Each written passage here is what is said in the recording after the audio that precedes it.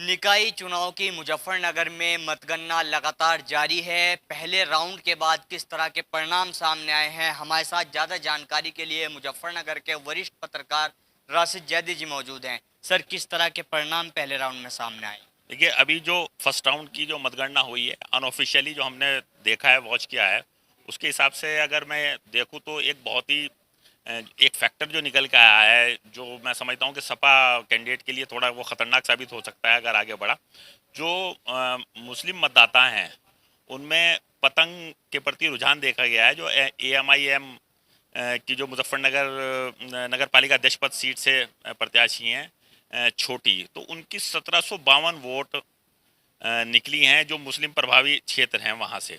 तो जाहिर सी बात है कि अगर मुसलमान की कुछ वोट पतंग पे जा रही हैं तो उसका सीधा नुकसान हम मान सकते हैं कि जो गठबंधन प्रत्याशी हैं लवली शर्मा, उनको पहुंच रहा है। तो जो पहला राउंड आया है, पहला राउंड में जो रुझान समझ लीजिए या अनऑफिशियल आंकड़े जो हैं, वो 1700 कुछ वोट से भाजपा की जो कैंडिडेट हैं भाजपा की कैंडिडेट मीनाक्षी स्वरूप जो हैं वो आगे बताई जा रही हैं। लेकिन इसमें सबसे बड़ा जो डिसअपॉइंटमेंट जो है सपा के लिए वो यह है कि मुस्लिम बाहुल्य क्षेत्रों में पतंग के पक्ष में भी कुछ वोटें निकल रही हैं। तो ये थोड़ा ये एक अच्छा साइन नहीं है, क्योंकि इससे वोट कट रही हैं तो जाहिर सी बात है कि ये जो सपा का प्रभावी क्षेत्र है वहाँ से वहाँ से कटिंग है, तो इसका नुकसान लवली शर्मा को हो सकता है।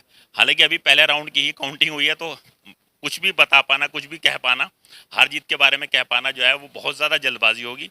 लेकिन पहले राउंड की काउंटिंग में भाजपा आगे चल रही है, और उसमें थोड़ा सा जो बस एक वैसा फैक्टर, नेगेटिव फैक्टर है सपा के लिए, वो यह है कि पतंग को भी वोट मिल रही हैं। लेकिन सर, जिस तरह से चुनाव वाले दिन जो बातें हो रही थी कि पतंग की कहीं गिनती तक नहीं है, लेकिन जो परिणाम पहले राउंड में ही चौंका देने वाले सामने आए।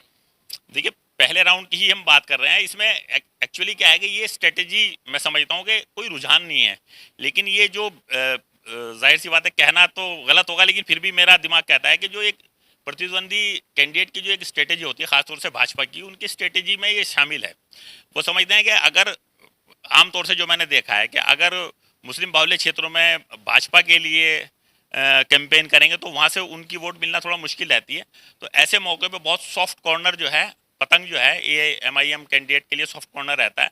तो अगर कुछ वोट वहाँ पे ट्रांसफ़र करा ली जाती हैं तो उससे जाहिर सी बात है उसका नुकसान जो है वो सपा कैंडिडेट को ही मिलेगा।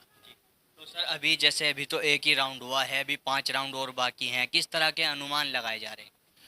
देखिए, जो इसमें ख़ास बात ये रहेगी इस इलेक्शन में कि ये बहुत ही करीब का इलेक्शन है। इसमें कुछ भी कह पाना बहुत गलत है, क्योंकि अभी फर्स्ट राउंड की ही काउंटिंग हल्के हल्के सामने आ रही है। ऑफिशियल तो अभी कोई आंकड़ा नहीं आया, लेकिन एक रुझान है, तो उसमें वो फाइट बिल्कुल साफ झलक रही है। 1700 के करीब भाजपा आगे बढ़ती नज़र आ रही है, लेकिन ये कोई बहुत ज़्यादा नहीं है, अभी कई राउंड की होगी।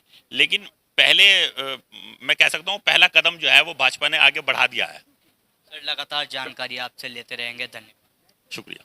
तो हमारे साथ में मुजफ्फरनगर के वरिष्ठ पत्रकार राशिद जैदी जी मौजूद थे, जो जानकारी दे रहे थे। इंडिया प्लस न्यूज़ लगातार आपको पल पल की अपडेट देता रहेगा। मुजफ्फरनगर में पहले राउंड की हमने आपको अपडेट दी है, आगे भी लगातार अपडेट देते रहेंगे। इंडिया प्लस न्यूज़, सिर्फ वही जो सही।